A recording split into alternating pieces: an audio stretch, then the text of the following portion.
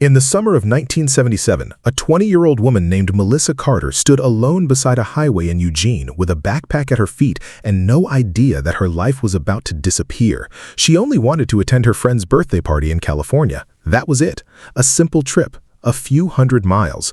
Back then, hitchhiking was common. People trusted strangers more easily in the 70s. Melissa had already caught a few rides from friendly travelers throughout the day, and although she was tired, she wasn't afraid. Then, a faded station wagon rolled to a stop beside her.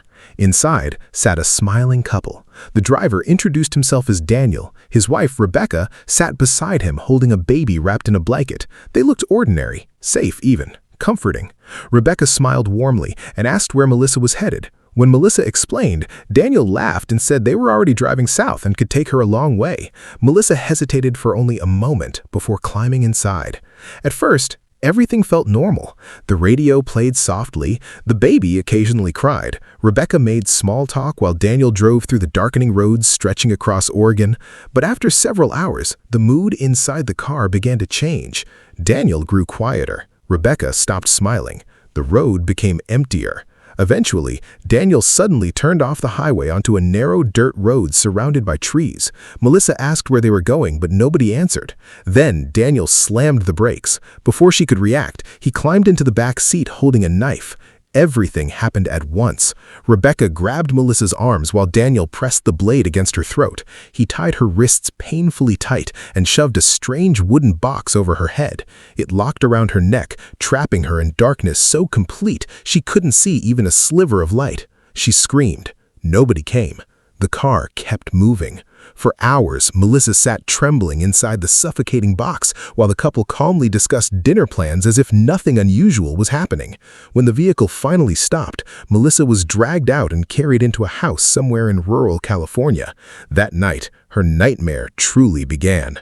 Daniel forced her into a basement hidden beneath the home. The air smelled like mold and wet dirt.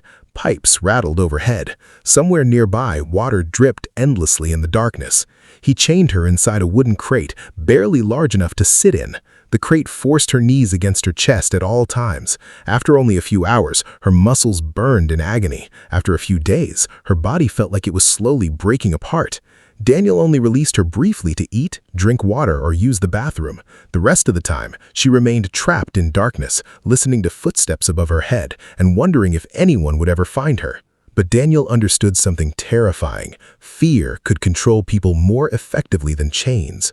One night, he sat beside the crate and calmly explained that escape was impossible. He told Melissa about a secret underground organization called The Circle. According to him, The Circle bought and sold human beings across the country. They watched everything. They had people everywhere.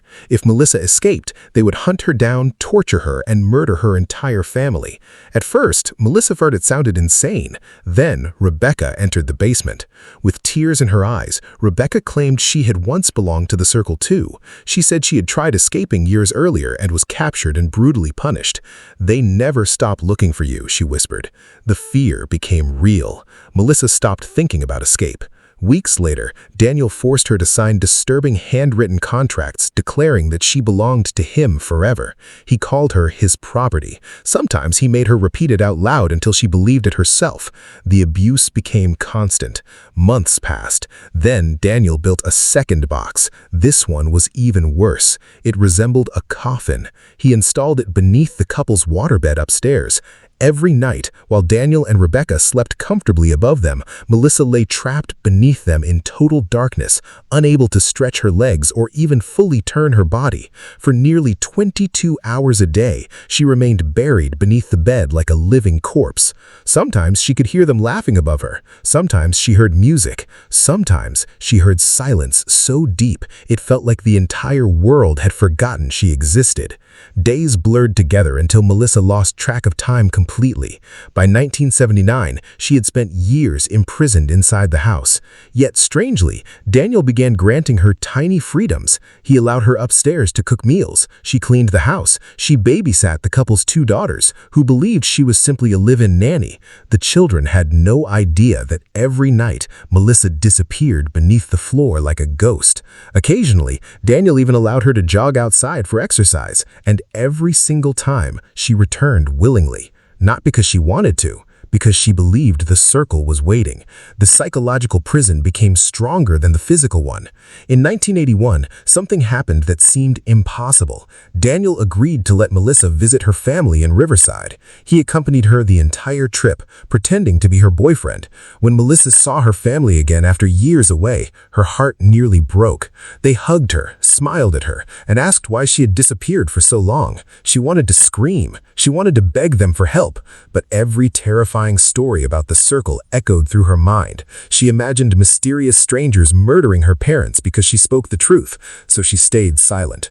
When the visit ended, Melissa willingly climbed back into Daniel's car and returned to the nightmare house.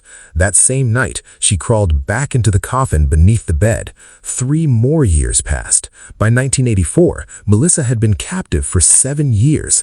Daniel eventually allowed her to work part-time cleaning rooms at a nearby hotel, but he controlled every dollar she earned, forcing her to sign each paycheck over to him. Meanwhile, he began building something horrifying behind the house, a hidden pit beneath a storage shed. The walls were lined with cinder blocks. The hole was large enough to hold multiple coffin-sized boxes. Daniel proudly explained his plan.